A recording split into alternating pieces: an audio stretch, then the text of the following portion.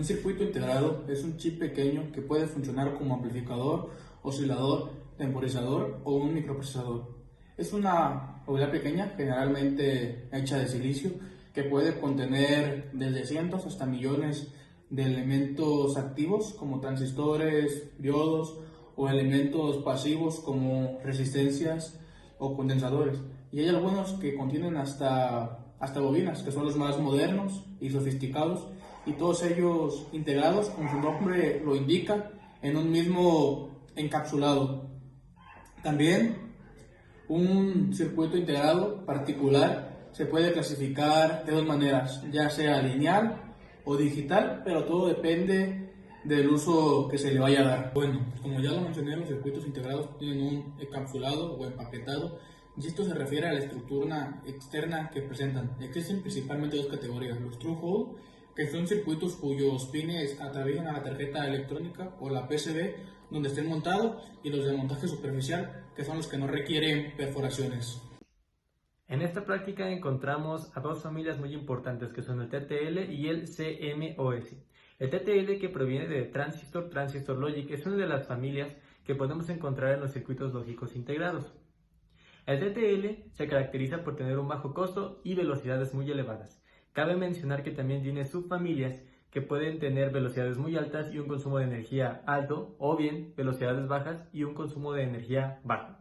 El TTL también se caracteriza por leer voltajes de 0 a 5 voltios, donde el voltaje de 0 a 0,8 voltios representa un número lógico de 0 y los voltajes de 2,4 a 5 voltios representan un número lógico de 1. Cabe mencionar que el TTL también tiene una tolerancia de 0,5 voltios, por lo tanto puede leer valores de 4,5 a 5,5 voltios.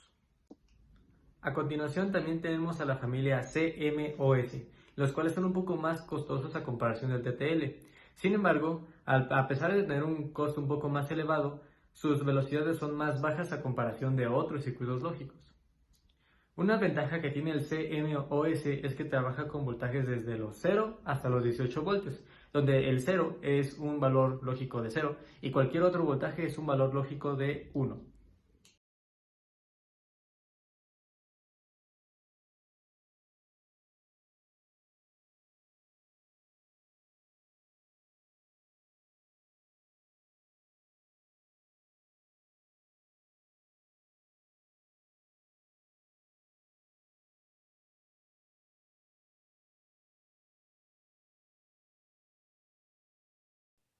Y bueno, aquí tenemos el primer circuito que elaboramos en esta práctica de laboratorio.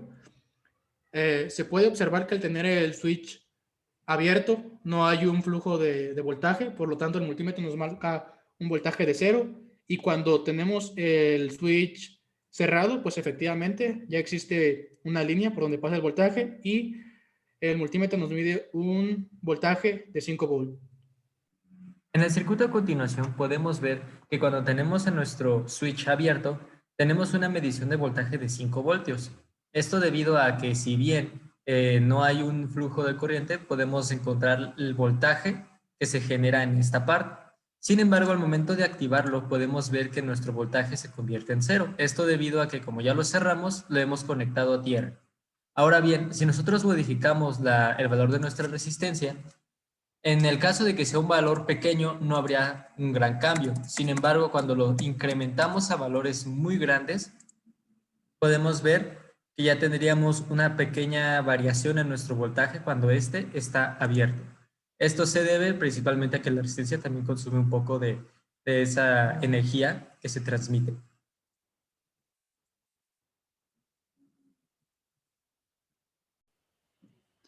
Y bueno, en esta parte de la práctica tuvimos que consultar la hoja de datos del circuito integrado 7473 para saber de qué manera debíamos conectar todas las salidas y entradas que nos pedían. Tuvimos también que consultar datos con el profesor, ya que, por ejemplo, había una salida del clear que teníamos que darle voltaje para que pudiera funcionar. A continuación tenemos el siguiente circuito en el cual vamos a realizar la comparación de qué ocurre con la frecuencia en tres partes a comparación de la frecuencia de salida de la fuente principal. Bueno, ya. A continuación tenemos el siguiente circuito al cual le inyectamos una fuente de funciones con una señal TTL. Como podemos ver, tenemos un osciloscopio que parte de esta fuente y tenemos otros 3 que se conectan a las salidas de cada circuito lógico integrado, el flip-flop. Muy bien. En el primero, lo que tenemos que hacer es medir y ver que nuestra frecuencia sea la mitad de la frecuencia original que viene de la fuente. Nuestra frecuencia original es de 1 kHz, entonces aquí necesitaríamos una frecuencia de 500 Hz. Como corremos la simulación, podemos ver que tenemos un periodo de 2 milisegundos, aquí uno de 4 milisegundos y uno de 8 milisegundos. Si nosotros utilizamos la fórmula de frecuencia es igual a 1 entre el periodo, encontraríamos que este tiene una frecuencia de 500, este uno de 250 y este uno de 125. Por lo tanto, podemos encontrar que este sería la mitad de la frecuencia de este sería un cuarto de la frecuencia de este y este sería un octavo de la frecuencia del original. En este otro ejercicio que teníamos para la práctica, se nos pedía que conectáramos las salidas en serie con una resistencia y un LED y encontráramos la frecuencia mínima a la cual pudiéramos observar un cambio. Nuestra frecuencia mínima fue de 10 Hz. Como podemos ver, alcanzamos a visualizar un pequeño cambio en los LEDs. Este tarda la mitad de la frecuencia, este tarda un cuarto de la frecuencia y este tarda un octavo de la frecuencia. Más o menos así pudimos visualizar un poco los cambios que se pueden encontrar al cambiar las frecuencias y conectarlos a un LED.